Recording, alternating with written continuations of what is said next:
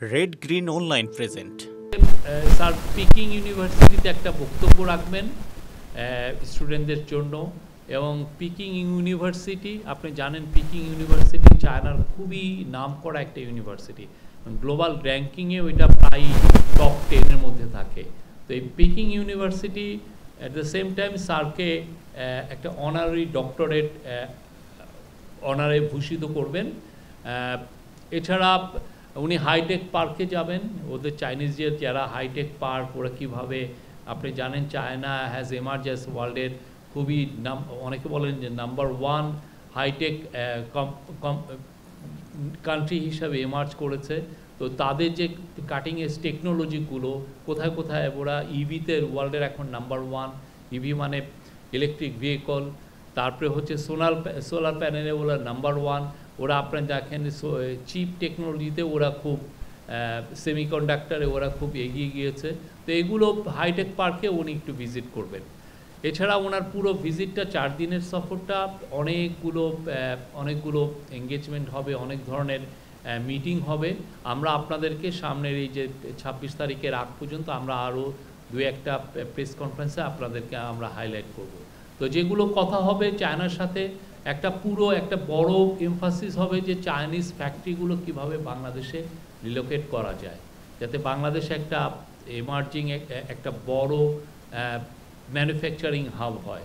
আমরা ম্যানুফ্যাকচারিংয়ে একটা বিপ্লব ঘটাতে চাই ইন্টারিম গভর্নমেন্ট, এবং এটার আলোকে দেখেন চিটাগাং পোর্টকে আমরা ইন্টারিম গভর্নমেন্টের ফোকাসটা চিটাগাং পোর্টের এফিসিয়েন্সি কত দ্রুত বাড়ানো যায়। চিটাগাং পোর্টের এফিসিয়েন্সির উপরে অনেকটাই নির্ভর করছে বাংলাদেশের এই এক্সপোর্টের এফিসিয়েন্সি, মানে কতটা বেটার হবে। তো যদি চিটাগাং পোর্টের এফিসিয়েন্সি খুব ভালো হয়, অনেক বড় বড় কোম্পানি বাংলাদেশে আসবে। তো সে আলোকে চাইনিজ কোম্পানিগুলোকে, তারা এখন গ্লোবাল লিডার অনেক ক্ষেত্রে, তাদেরকে আহ্বান করা হবে যাতে বাংলাদেশে ইনভেস্ট করে। আর একটা জিনিস আজকে চাইনিজ অ্যাম্বাসেডর বলেছেন যে অগাস্ট 5-এর পরে যে অভূতপূর্ব চেঞ্জ হলো, যে গণ অভ্যুত্থানের পরে চাইনিজ কোম্পানিগুলো বাংলাদেশের লার্জেস্ট ইনভেস্টমেন্ট করেছে গত 7 মাসে। এটা ম্যাসিভ, এবং ওরা আরও ইনভেস্টমেন্ট করতে আসছে। এবং আমরা মনে করি যে এই ভিজিটের পরে প্রচুর চাইনিজ কোম্পানি বাংলাদেশে আরও আসবে তাদের ভিজিট করতে।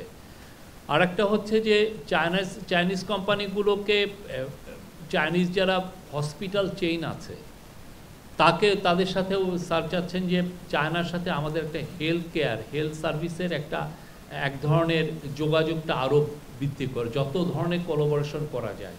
অলরেডি চায়না জানিয়েছে তারা বাংলাদেশে একটা জেনারেল হসপিটাল করে দিবে, কিন্তু প্রফেসর ইউনূস চাচ্ছেন যে চাইনিজ যারা হসপিটাল চেইন তারা খুব নামকরা এবং খুব ভালো তাদের হেলথ কেয়ার ফ্যাসিলিটি, তো তারা যেন বাংলাদেশে এসে এই বিজনেস অপরচুনিটিগুলো এক্সপ্লোর করে এবং বাংলাদেশের সাথে জয়েন্ট ভেঞ্চারে যাতে হসপিটাল দেয়।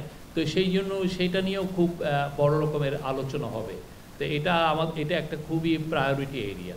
আমরা চাচ্ছি এই ভিজিটটার মাধ্যমে বাংলাদেশ চায়নার যে সম্পর্ক, এটা একটা নতুন উচ্চতায় যাবে।